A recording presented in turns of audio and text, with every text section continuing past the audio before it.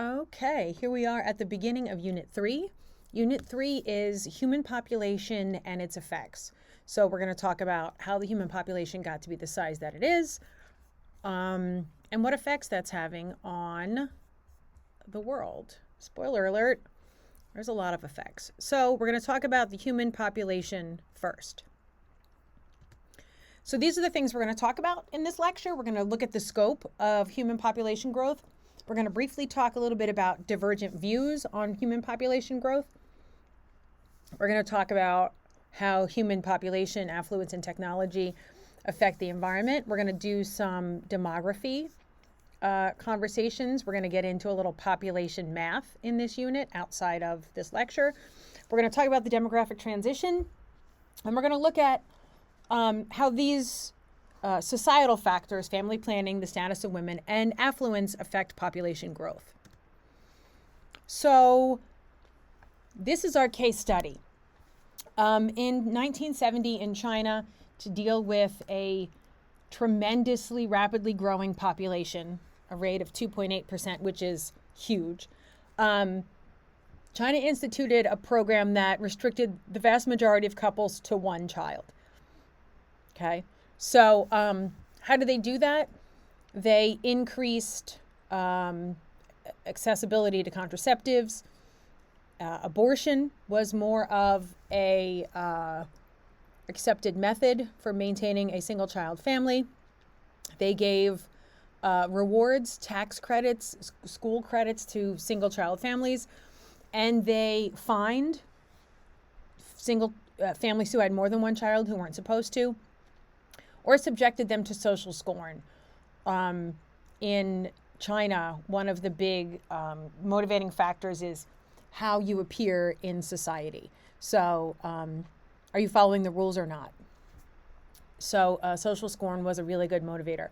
So fertility rates dropped from almost 6 children per woman to just under 2 children per woman. So that translated into a population growth rate change from 2.8% to 0.5%, which is a hugely significant change. So it was a good idea in principle, but it created a lot of problems. The labor force shrank, right? So as people retired, there was nobody to replace them. The percentage of the elderly increased, right? Because there were more older people without younger people to support them. And there were too few women, which had a lot of consequences, which we're going to talk about in a minute. The other thing that was different, or that is different in China, is that in their culture, male children tended to be preferred because they, in Chinese culture, will take care of their elders. So, and female children wound up costing families money when they go off to marry. They have to pay a dowry and that kind of a thing. So that forced a lot of selective abortion, right? So ultrasounds to check for the baby's gender, and then aborting females, infanticide in a lot of cases, killing female infants, or putting a lot of female babies up for adoption. So there are have traditionally been a lot of female Chinese babies in orphanages eligible for adoption. So in addition to that, that set the male-female ratio off. Way more males than females, creating a large number of young men who can't marry. Okay, so then that if they can't marry, then they can't continue the population. That also created a lot of big issues in terms of sex crimes, right? So a lot of Chinese, the Chinese police and the Chinese government saw an increase in sexual assaults and sex crimes. The incidences of prostitution have gone up tremendously in China as a result of this one-child policy, because you have angry young men with no outlet. So this is what they're doing.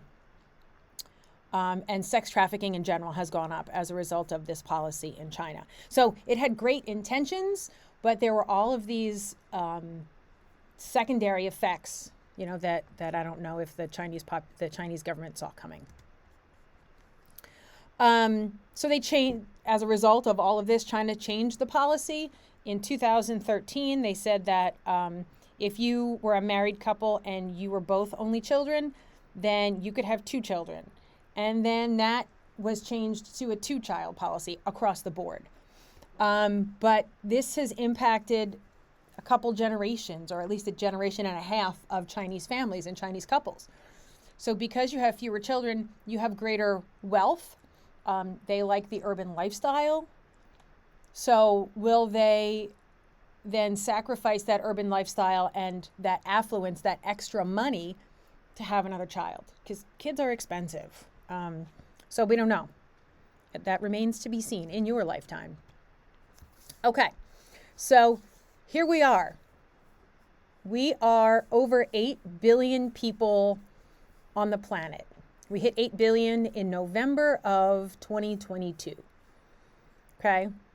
India also has a large population, and sometime, in the next 10 years or so, China is currently the most populous nation, followed very shortly by India. And sometime in the next 10 years or so, India is going to surpass China as the most populous nation. Most of that growth that we see is in the poorer and developing nations, and we're going to talk about why. Human population didn't reach 1 billion until after 1800, and we are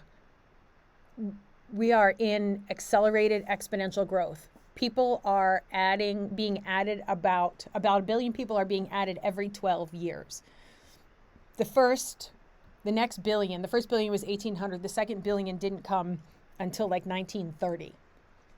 So that's 130 years. And now we're down to 1 billion every 12 years. So we are definitely showing exponential growth. Okay. 2.8 people are added to the human population every second. That is stunning to me. As I said, it's an example of exponential growth. Okay. We talked about that before. You get a small percentage growth rate causes a really big increase in population due to the size of the base population. 2.8% doesn't sound like a lot, but 2.8% of 10 is very different than 2.8% of 1 billion. Okay, so there's that J-shaped curve that we talked about. This is an important calculation. We're going to do doubling time. This is one of those formulas that you have to remember. Okay, doubling time can be estimated by taking the number 70 and dividing it by the annual percentage growth rate. It's also called R. Okay, so global doubling time is 70. This is called the rule of 70, by the way. 70 divided by 1.2, which is the annual percentage growth rate, or 58 years. Okay, so globally, in about 58 years, our population should double. Okay. China's doubling time before that one-child policy was less than half that. It was doubling within a generation, which is ridiculous. A generation is about 25 years. So what's caused this to happen? What's caused this population boom recently? So we have some things that we've done that have improved the likelihood of survival, have reduced something called infant mortality. Right, the rate at which children die before they turn 1 in their infancy. Okay, so we've improved sanitation. Right, we've closed sewer pipes. We have wastewater treatment. We have modern medicine, like antibiotics and those kind of medications, heart issues, preventative medications. And we've increased our agricultural output. We've got enough food to feed the people. That's all reduced infant mortality. That's awesome. We're able to support and keep people healthy for longer. So why is population growth an issue? So let's look at this. Before the Industrial Revolution, and if you go back a couple slides, okay, the Industrial Revolution was right about here, okay? We really saw this crazy uptick in the Industrial Revolution. So we had modern equipment and all that kind of thing. So up it went.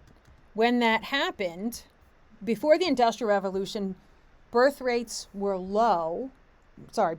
high because we were in a more agrarian, agricultural-based society. So you had a lot of babies to support parents in their old age, a bigger pool of labor to go out and do all the things that you needed to do on the farm. Okay.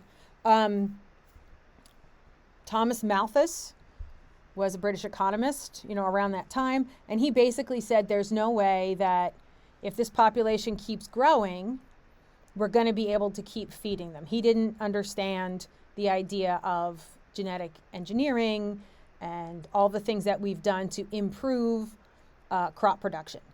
So Malthus was wrong. And then the Ehrlichs from Stanford kind of believed that same thing.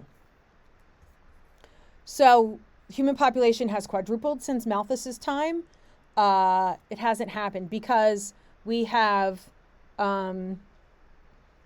better food production and things are generally getting better. This course tends to be a lot of doom and gloom, but we're improving education and prosperity and wealth, and the idea of gender equity has slowed everything down. Okay, so it's not as doom and gloom as we think. But all of those improvements, population growth, particularly exponential population growth, is stressful. We use resources inefficiently. It puts stresses on social systems, and then the natural environment winds up being degraded. If I wasn't a teacher and I wasn't a volcanologist, I would probably be a demographer. So you can take a look at population ecology and changes in population dynamics in the natural world, and you can apply that to humans. Okay, we call that demography.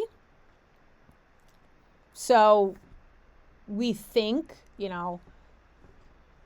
as humans, we have the ability to use technology and engineer things to keep growing our population, but there's got to be a point somewhere. Something's got to give somewhere. We don't know where it is, but we think that this whole exponential growth is going to give at some point. So we study some things about the human population as demographers. We look at the size of the population, the distribution, the age structure, the sex ratio, and rates of birth, death, emigration, and immigration. So we are over 8 billion, spread over 200 nations. We are expected to hit close to 10 billion in the next 25 years. Okay, so size of the population is just one part, one piece of demography that determines environmental impact. This is a big idea. We're going to make one of these age structure diagrams or population pyramids after our field trip to the Rosemont Cemetery. So you look at an age structure diagram. It tells you the relative numbers of individuals in each age class within a population. So the bottom, from 0 to about 15, they are considered pre-reproductive age. They haven't hit that age where they are reproducing. From 15 to about 45 is the reproductive age. And after age 45, you're considered to be post-reproductive. All right. And you can look at the shape of these age structure diagrams to help you figure out how a population is going to grow over time.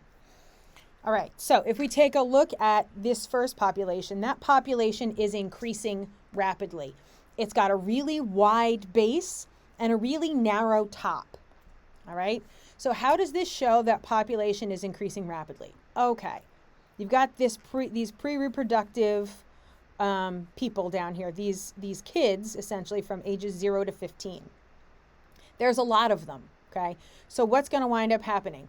Over time, this population is going to age, right? And then they are going to become reproductive, right? They're going to hit this stage.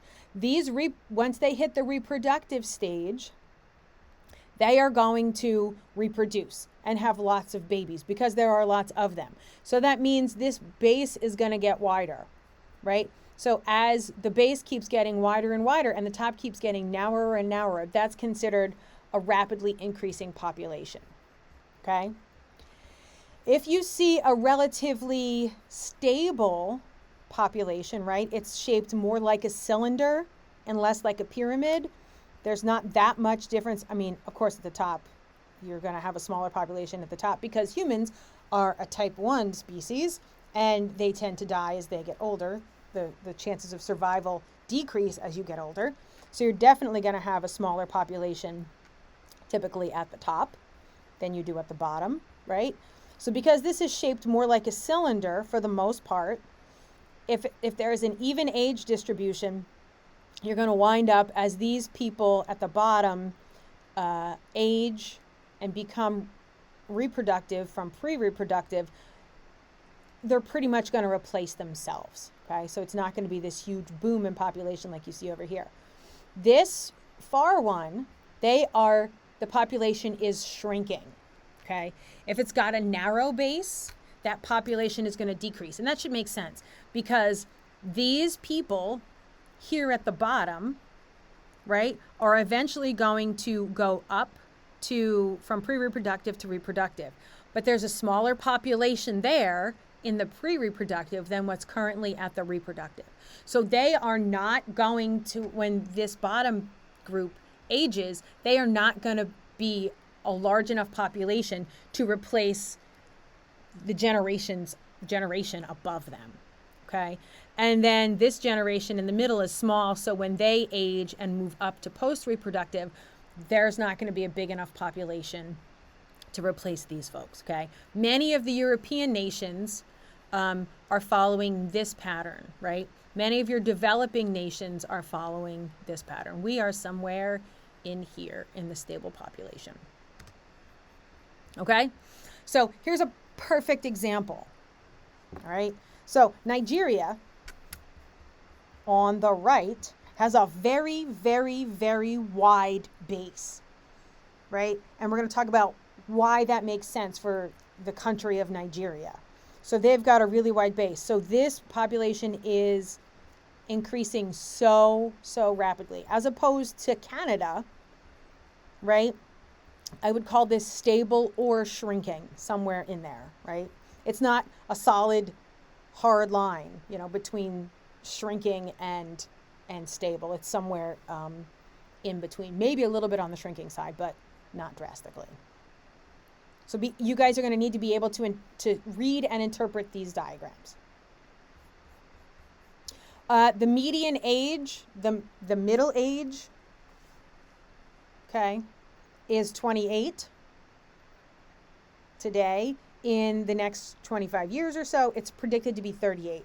So our most common age on the planet is getting older, which is kind of crazy.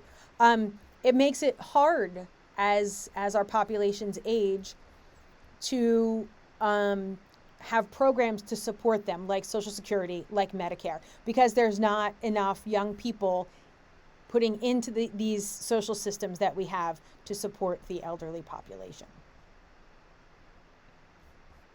Typically, the sex ratio for humans is 106 males for every 100 females. That is a evolutionary development because of the increased mortality rate faced by males at all ages for a variety of reasons, which we'll talk about when we talk about our key points. So if you look at China, right, it's become even more skewed. So males versus females, 1970, 70 million males and 60 to 65 million females, right? And it's shrinking even more, right? The ratios are not quite as bad, but the population pyramid is definitely changing. So in China, because of that cultural gender preference for males. It's even more skewed, about 116 boys for every 100 girls. If we're talking about population calculations, we have to look at birth rate and death rate, okay? Birth rate to death rate, the ratios have been pretty stable over the course of time, but death rates have gone down as the result of modern medicine and sanitation and those things, and better food production that we talked about earlier. So this is kind of morbid, but it's the truth. So as these death rates have started to plummet, it's caused a change in thinking about offspring. So the fact that modern medicine and food availability is better is one of the big things that has reduced infant mortality. But historically, lots of families, particularly those in developing countries, would have a whole lot of children, okay? I refer to them as insurance babies, okay? In the event that one or more of them, there's a really strong likelihood that one or more of them was going to die and be a victim of infant mortality due to disease, exposure, nutrition, any of those things. So in order to keep the family large enough to allow them to farm and do all of the things that they need to do, and to have enough family to support the parents when they get older and the grandparents, they would have insurance babies. But we don't have to do that anymore because of the decreasing infant mortality rates, which is really good. So there's a connection between industrialization or development and infant mortality. Typically, the more developed or industrialized the nation is, the lower the infant mortality rate, because they have medicine and programs to help take care of the mothers and the babies after birth. Okay. Growth rates are typically due to drops in birth rates rather than increases in mortality rates, which we're going to talk about. So we can also talk about, when we talk about birth rates and death rates changing populations, we can talk about immigration and emigration. Immigration with an I here is when people are moving into the country. Immigration starts with an I. Into starts with an I.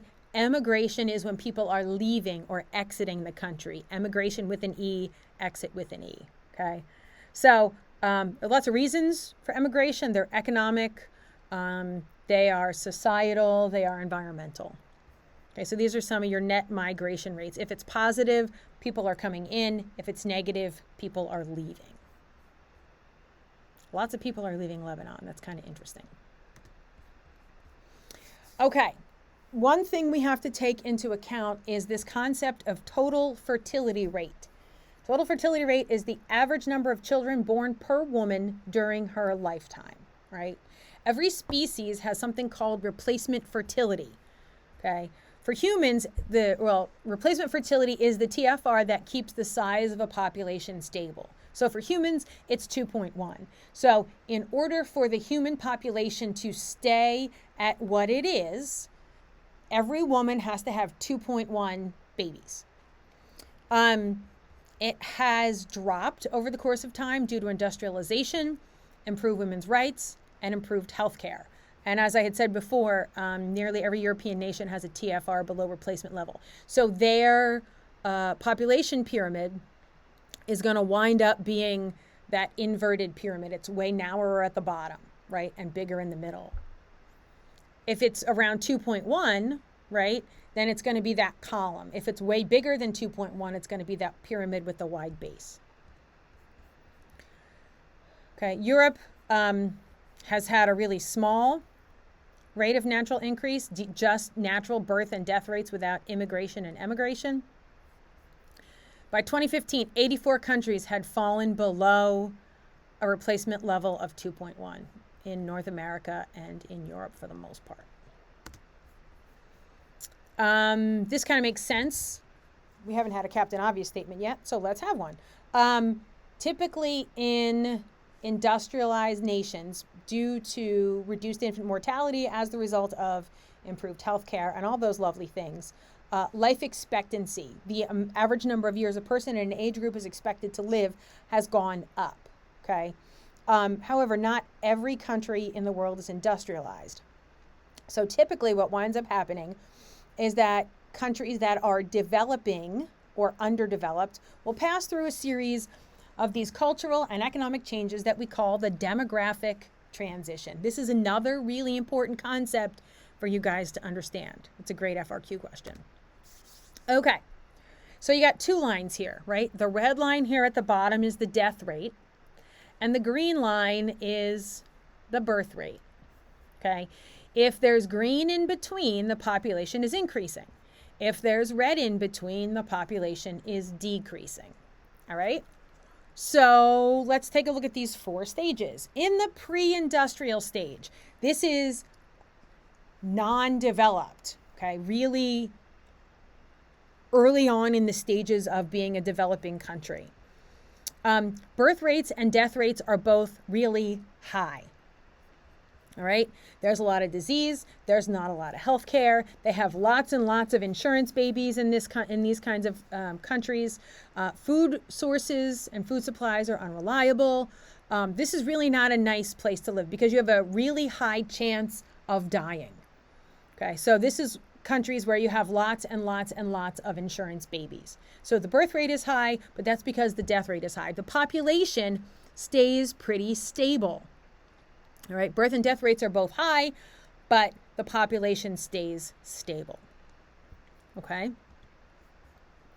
And then you get into this transitional stage. Okay, you move through the pre-industrial stage. Birth rates are going to stay high, right? Because the line stays up pretty high. But during this transitional period, you take a look at improving medicine, improving food production, accessibility to health care, right? So the death rate starts to drop. But in people's minds, in the minds of people living in this society, they haven't made the connection yet that they don't have to have all of these insurance babies, right? Because there's a greater chance of them surviving, right? I can have a child and not worry about it dying from malnutrition. So that's a good thing. But the societal cultural mind has not caught up with the reality of what's going on in the country. So the death rate drops here because of those improvements, but the birth rate stays high. So this is going to be an area where you have a huge increase in population. This is like what's going on in Nigeria in that previous population pyramid age structure diagram that we looked at. Okay, so you have the bigger the difference between the two lines, the bigger the increase in population. So you've got a really rapid increase in population here. Once you become industrialized, right, things start to slow down, right? The world, the country, the thought processes and the society start to catch up with the fact that you don't have to have all of these insurance babies, okay? Birth rates start to decline because women, who are typically the ones that do most of the procreation, I mean, it takes two, but women just have to keep having babies because there is a high risk of those babies not surviving infancy. But now, improved health care, right, improved sanitation, all of those things reduces that pressure on a woman. So she's able to go and she has access to birth control, so she can make smart decisions about having babies. She can go get an education. She can go get a job, okay? So that when that industrialization happens and women don't have to essentially just be pregnant all the time, the birth rates drop, okay? So the population starts to slow down in terms of its growth. And in the post-industrial stage, right, the population, the birth rate is still low, the death rate is still low, and the population stabilizes again, right? It's stable like it was here, right? But the population itself is lower. So that's the demographic transition. A lot of it, the demographic transition has already happened in a lot of places. In some other places, It's not going to happen all the way. They can't complete a transition. Many sub-Saharan countries are in that position as a result of huge populations and a lot of HIV/AIDS cases. So they won't finish altogether. Right now, China and India are both in that intermediate stage. India is going to overtake China because India doesn't have the regulations and policies to control population like they do in China. So they're going to suffer consequences as a result. So what determines fertility in a nation, right? And this is a lot of economic and societal factors. So this is kind of the touchy-feely part of the class. Access to contraceptives. If a woman can't get birth control or a man can't get birth control, fertility rates are going to go up, right? Are contraceptives accepted, right? Is it against the religion or the culture to use contraception? If it is, then they're not going to be well used or oftenly used. The level of women's rights, okay? Are women valued as more than a walking reproductive system? If they are, then fertility is going to drop. Cultural influences, such as television programs or news media that you see, are the images that are getting to the general populace of the country showing prosperity in large families? If so, then that's what those families are going to emulate. Child labor. Is child labor valuable in this nation? If it is, then fertility rates are going to be really high. If education is valued, then fertility rates are going to be lower because those children need to go to school. Is governmental support available for older folks? If it is, then you're going to have less fertility because you don't need to have that familial support to support your elders. So let's talk, this is health class, but we're going to talk about it anyway. Definition of family planning is the effort to plan your family. It's to the number of children you want to have and how close they are to another. Birth control is what we call all of those efforts to reduce the frequency of pregnancy. Contraception is what you do to prevent pregnancy, despite engaging in the acts that create pregnancy. A lot of family planning organizations provide free or discounted contraception to individuals who are looking to reduce their chance of conception. Okay, and rates of contraception use range widely.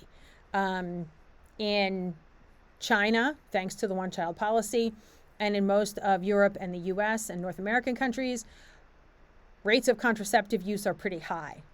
But in the developing world, rates of contraceptive use are pretty low, which is why populations are growing rapidly. So if it doesn't happen, if you don't get a whole lot of contraceptive use, you may not have access. The people in those areas may not have access because it's rural, or there may not be an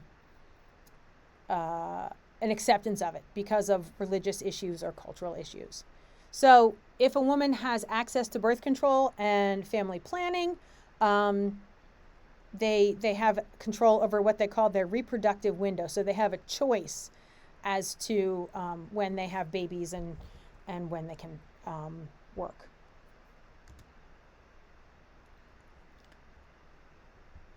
So Bangladesh, we're going to watch a video about Bangladesh. They instituted government-supported program of contraception and reproductive counseling that dropped the TFR by more than 50%. Thailand did something similar, and we're going to watch a little TED Talk on that. So it works. One of the big things that allows that to happen is to give women better rights. Okay, instead of being a reproductive system on legs, women have to have access to education and jobs. And there's a graph that looks at total fertility rate versus female enrollment in secondary school, so in high school. And where you have high enrollment in secondary school, you have low total fertility because women see the value of themselves as more than walking reproductive systems. There's a connection between affluence or income and population growth. Okay, typically the more wealthier nations, the ones with the highest per capita income, tend to have lower growth rates. Okay, poverty, low incomes make population growth worse, which then worsens poverty. So again, this is one of those positive feedback loops. So if we can pull people out of poverty, we can reduce the population growth rates. Most of the next billion people that we add to the population will come from emerging economies, particularly Asia and Africa, as you can see in this graph, to a lesser degree from Latin America and the Caribbean. So these economies are emerging. So it's already, the development of the economy is already causing stress. So adding more people to that economy is going to increase the strain on those economies. And you're going to wind up with greater environmental degradation as a result of poverty. So these are going to be positive feedback loops that are going to just keep getting worse. So when you add affluence in a nation, or when you have a nation that has a lot more affluence, which is essentially disposable income, and we talked about this when we talked about ecological footprints. If you add one person from the United States, as you can see on this side, okay, the footprint is 8.4 hectares. It's the same as adding 8 people from India, okay, just on the hectares. So it's not a sustainable system. And we talked about this too. If the ecological footprint exceeds the biocapacity, we're going to wind up overshooting and wind up in this ecological debt, right? Or deficit. We don't have, if this is where we're going, we don't have the resources to keep this up, right? If we keep doing things business as usual, we're going to have a problem. The idea is to drop our resource use below, to use at least 1 Earth or less. And then if we're less than 1 Earth, we have something called an ecological reserve. It's like a little extra money in the bank. One big thing that we need to take away from this is that the methods that worked in Bangladesh and the methods that worked in Thailand and the methods that work in China are not universal methods, right? You have to really take a look at culturally specific ways to reduce population control. They have to be diverse, they have to be flexible, okay? You really have to be careful with taking a one-size-fits-all approach and applying it into all of those nations that are suffering from or are dealing with high total fertility rates. Okay, so now we have a little bit of an understanding as to why the human population is the size that it is.